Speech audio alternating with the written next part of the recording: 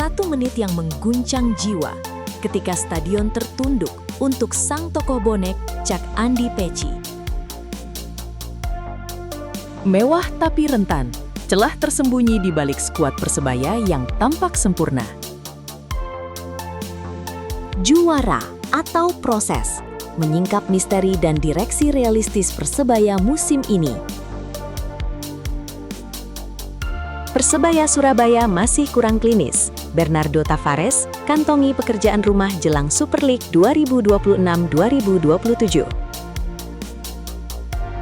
Persebaya ditahan PSIS 22. Bernardo Tavares mulai racik skuad untuk Liga 2026-2027.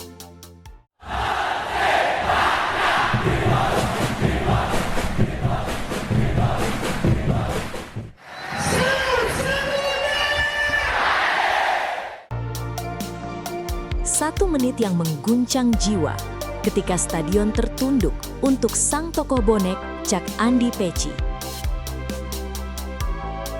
Di tempat di mana puluhan ribu suara biasanya bergemuruh tanpa henti, sore itu waktu seolah berhenti bergerak. Hanya ada keheningan mendalam yang menyelimuti seluruh sudut stadion. Sebuah penghormatan terakhir yang menggetarkan dada.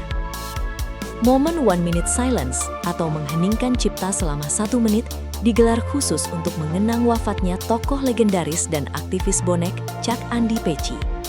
Sosok yang selama bertahun-tahun berdiri paling depan, memperjuangkan harkat, martabat, dan kebangkitan Persebaya Surabaya. 1 menit itu terasa begitu panjang dan membekas. Tidak ada nyanyian, tidak ada tabuhan drum, dan tidak ada teriakan. Yang tersisa hanyalah kepalan tangan yang terangkat ke udara, panji-panji yang diturunkan, dan doa-doa yang dilangitkan secara senyap oleh para sahabat, pemain, hingga rival yang sama-sama menaruh rasa hormat setinggi-tingginya. Kehilangan sosok seperti Cak Andi Peci bukan sekedar kehilangan seorang figur supporter, melainkan kehilangan arah dari salah satu benteng perjuangan sepak bola kerakyatan di Indonesia. Stadion bisa saja kembali riuh saat peluit pertandingan ditiupkan, namun jejak perjuangan, idealisme, dan dedikasi yang ditinggalkan almarhum akan terus bergema di setiap sudut tribun, melintasi generasi, dan takkan pernah padam di telan waktu. Perjuangan beliau telah selesai, namun warisan semangatnya kini hidup di dalam dada setiap orang yang mencintai keadilan dan sepak bola tanah air. Selamat jalan Cak Andi Peci. Terima kasih atas setiap peluh, dedikasi, dan keberanian yang telah diwariskan untuk warna hijau kebanggaan. Dedikasimu akan selamanya abadi di ruang sejarah. Mewah tapi rentan, celah tersembunyi di balik skuad Persebaya yang tampak sempurna. Di atas kertas, Persebaya Surabaya musim ini terlihat begitu menakutkan dan lengkap di setiap lini. Namun, di balik kemewahan susunan pemain Green Force, ada satu titik lemah krusial yang jika tidak segera dibenahi, bisa menjadi bom waktu sepanjang musim. Jika kita bedah kedalaman skuad secara objektif, Persebaya memang memiliki starting 11 yang sangat solid. Namun, masalah utama muncul ketika kita melihat kedalaman di posisi-posisi vital tertentu. Ada satu pos yang tidak memiliki pelapis sepadan ketika pemain utama absen atau mengalami penurunan performa. Dampaknya langsung terasa pada strategi rotasi. Ketika jadwal padat menghantam, tim pelatih berada dalam dilema besar, memaksa pemain pilar tampil tanpa istirahat hingga berisiko cedera, atau melakukan rotasi tapi harus mengorbankan kualitas dan intensitas permainan. Di level kompetisi yang makin kompetitif, celah tipis di satu posisi saja sudah cukup bagi lawan untuk merobek pertahanan Persebaya. Melihat realita kedalaman skuad ini, muncul sebuah perdebatan taktis yang cukup krusial. Apakah tim pelatih harus memaksakan skema yang sama dengan materi pelapis yang ada? Ataukah Persebaya justru harus mengubah gaya main secara radikal setiap kali melakukan rotasi di posisi lemah tersebut?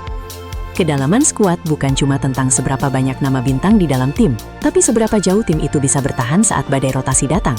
Persebaya punya potensi besar untuk terbang tinggi, selama satu rantai terlemah itu tidak sampai putus di tengah jalan.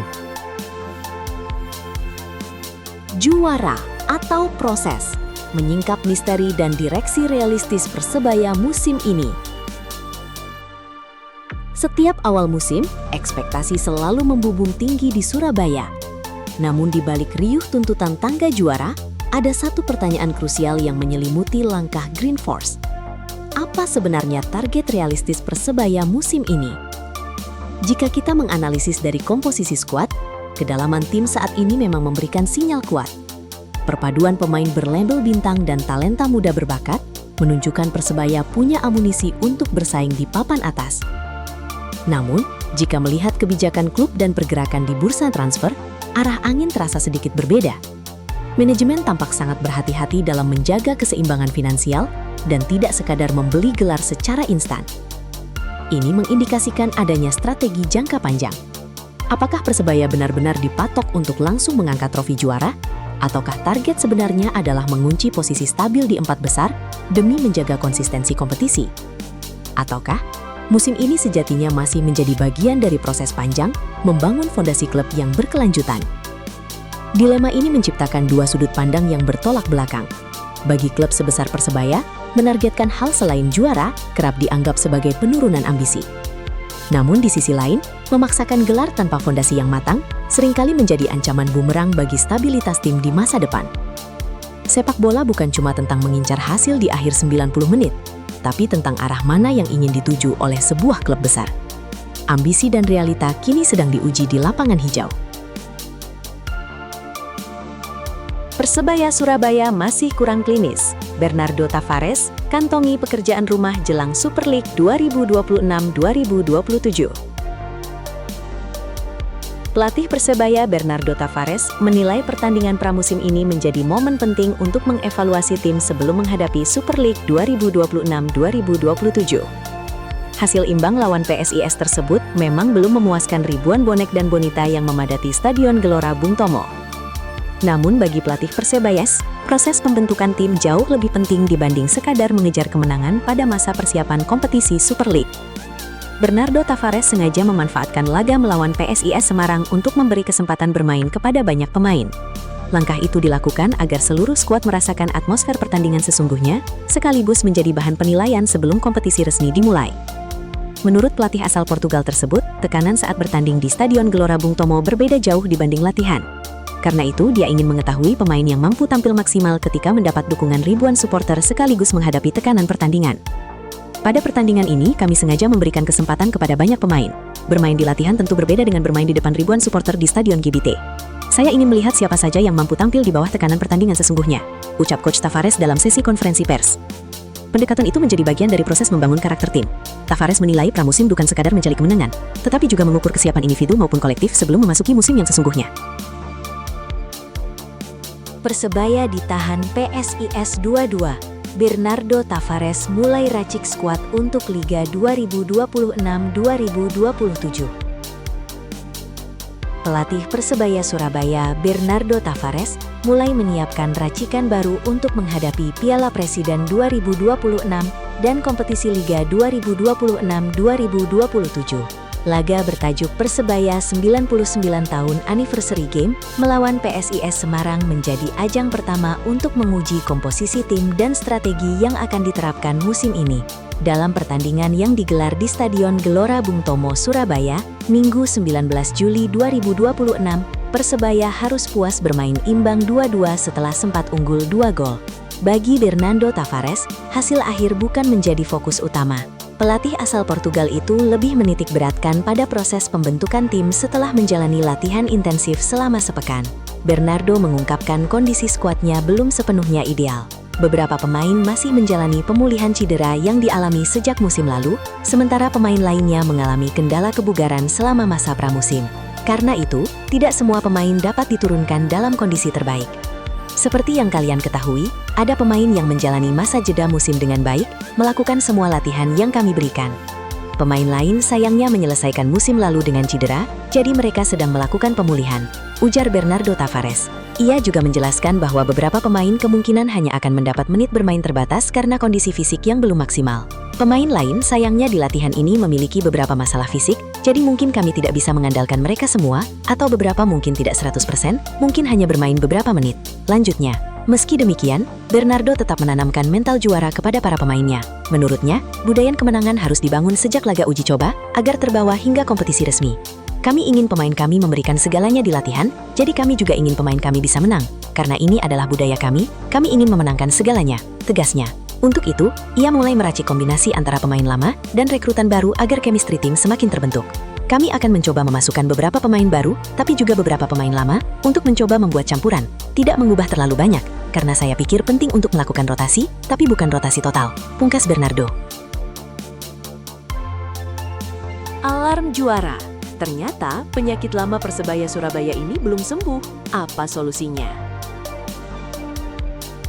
Bukan hasil imbangnya yang mengkhawatirkan, tetapi cara Persebaya kehilangan keunggulan. Unggul 2 gol lebih dulu saat pertandingan anniversary game kemarin menghadapi PSIS Semarang. Tapi akhirnya harus puas berbagi angka. Mengapa penyakit lama Green Force yang satu ini seperti tidak punya obat? Kita harus bicara jujur hari ini. Bermain meyakinkan di awal, Persebaya sukses unggul nyaman 2-0. Ritme permainan mengalir, pressing ketat, dan semua tampak berada dalam kendali. Tapi petaka justru dimulai saat laga menyisakan sepertiga akhir. Persebaya mendadak gagal mempertahankan ritme permainan mereka sendiri. Pertanyaannya, apakah masalah konsentrasi di 20 menit terakhir ini masih menjadi kutukan dan kelemahan utama yang belum sembuh? Coba kita bedah taktiknya. Apakah keputusan pergantian pemain di babak kedua justru membuat intensitas pressing lini tengah menurun drastis? Masuknya pemain baru bukannya menyegarkan permainan, malah terlihat merusak skema permainan yang sudah solid sejak menit pertama. Ingat, kompetisi musim ini sangat kejam. Jika kelengahan seperti ini terus terjadi, lawan yang lebih kuat dipastikan akan menghukum Persebaya jauh lebih keras. Persebaya adalah tim besar dengan sejarah panjang, dan tim besar tidak boleh memelihara penyakit yang sama berulang kali. Saatnya berbenah sebelum terlambat, karena trofi juara tidak dimenangkan oleh tim yang hobi kehilangan fokus di menit-menit akhir. Ternyata sengaja. Alasan Persebaya tak bongkar semua kekuatan di anniversary game versus PSIS. Persebaya sengaja tidak menunjukkan semua kekuatan? Sebuah tanda tanya besar mencuat setelah laga kemarin. Apakah performa kemarin adalah batas maksimal Green Force? Atau kita semua sedang dikelabui oleh sebuah strategi besar yang sengaja disembunyikan? Mari kita bedah secara objektif melalui 3 hipotesis menarik. Pertama, apakah anniversary game kemarin murni hanya ajang uji coba biasa? Bagi sebuah tim besar, laga perayaan adalah gengsi. Namun di tangan tim pelatih, laga ini bisa jadi hanyalah panggung eksperimen tanpa beban target hasil akhir. Kedua, coba perhatikan aliran bola di sepertiga akhir lapangan. Apakah Anda merasa ada pola serangan yang sengaja ditahan dan tidak diperlihatkan menjelang kompetisi resmi bergulir? Menyembunyikan kartu as dari intaian mata-mata tim lawan adalah strategi kuno yang masih sangat ampuh di sepak bola modern. Dan hipotesis ketiga, pelatih tampaknya jauh lebih fokus menguji kombinasi chemistry antar pemain baru ketimbang mati-matian mengejar kemenangan instan. Skor akhir mungkin tidak memuaskan, tapi data yang dikantongi tim pelatih jelas jauh lebih berharga. Apakah kalian sepakat kalau ini adalah strategi jenius pelatih untuk menyimpan kekuatan asli? Atau jangan-jangan tim ini masih banyak kekurangan yang harus segera ditambal? Jangan cuma nonton, tulis analisis tajam kalian di kolom komentar. Blak-blakan, Hamka Hamzah bongkar sisi ngeri skuad Persebaya Surabaya musim ini. Mata seorang legenda tidak pernah bohong. Usai duel sengit yang berakhir imbang, asisten pelatih PSIS Semarang Hamka Hamzah blak-blakan membongkar ngerinya kekuatan Persebaya Surabaya musim ini. Benarkah Green Force kini bertransformasi menjadi tim yang paling ditakuti di Liga? Menahan imbang PSIS Semarang di kandangnya jelas bukan perkara mudah. Namun, alih-alih merendahkan lawan, Hamka Hamzah justru melemparkan pujian setinggi langit untuk anak-anak Surabaya. Menurut ex-back Timnas Indonesia ini, Persebaya adalah tim dengan fondasi kekuatan yang sangat bagus. Tidak hanya sekedar mengandalkan fisik atau kecepatan individu, Hamka menggarisbawahi bahwa permainan kolektif Persebaya di bawah asuhan tim pelatih saat ini terlihat sangat taktis. Taktis yang dimaksud bukan cuma soal menyerang, tapi bagaimana transisi permainan mereka yang cair, pressing yang tersusun rapi, dan kecerdasan membaca ruang. Pengakuan jujur dari kubu rival ini menjadi bukti sahih bahwa Persebaya tidak bisa lagi dipandang sebelah mata. Pujian dari seorang Hamka Hamzah jelas punya bobot yang mahal. Tapi apakah Anda setuju dengan penilaian sang legenda? Atau jangan-jangan predikat tim taktis ini justru menjadi beban baru buat Green Force di laga-laga selanjutnya? Dipuji lawan bukan berarti boleh terbang tinggi, karena ujian sesungguhnya adalah konsistensi di papan atas. Siap-siap, Liga musim ini akan berjalan jauh lebih panas.